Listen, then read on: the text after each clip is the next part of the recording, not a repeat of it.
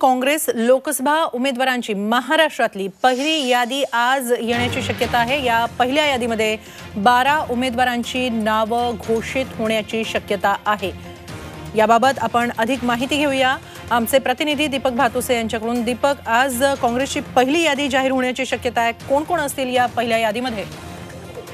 काँग्रेसच्या चाचणी समितीची निवड चाचणी समितीची उमेदवारांची यादी अंतिम करते। त्याच्या 2 बैठका यापूर्वी दिल्लीत झालेल्या आहेत आणि आज तिसरी बैठक राहुल गांधींसोबत दिल्लीत काँग्रेसची होते। या बैठकीमध्ये महाराष्ट्रामधील लोकसभा उमेदवारांची जी आज पहिली यादी प्रकाशित करण्यासंदर्भात जाहीर करण्यासंदर्भात निर्णय होऊ शकतो। आपल्याला माहिती झाली त्यानुसार 12 नावं जी आहेत ती या पहिल्या यादीमध्ये असणार आहेत।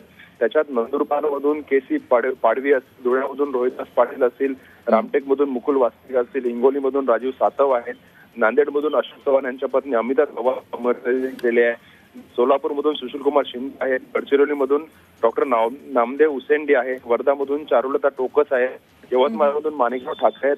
मुंबईतील 3 मतदारसंघातले उमेदवार झालेले आहेत। दक्षिण मुंबईमधून मिलिंद देवरा, उत्तर मध्य मुंबईमधून प्रिया आणि दक्षिण मध्य मुंबईमधून एकनाथ गायकवाड किंवा त्यांची कन्या वर्षा गायकवाड यांचं नाव असू शकतं। ही पहिली यादी जाहीर केल्यानंतर पुढच्या यादी संदर्भातली जी तयारी आहे किंवा बैठक आहे ती लवकरच काँग्रेसची होणार आहे आणि लवकरात लवकर यादी जाहीर करून या उमेदवारांनी निवडणुकीच्या कामाला लागावं असा काँग्रेसचा प्रयत्न आहे। हेमाली, धन्यवाद दीपक, आपण दिलेल्या या सविस्तर माहितीबद्दल।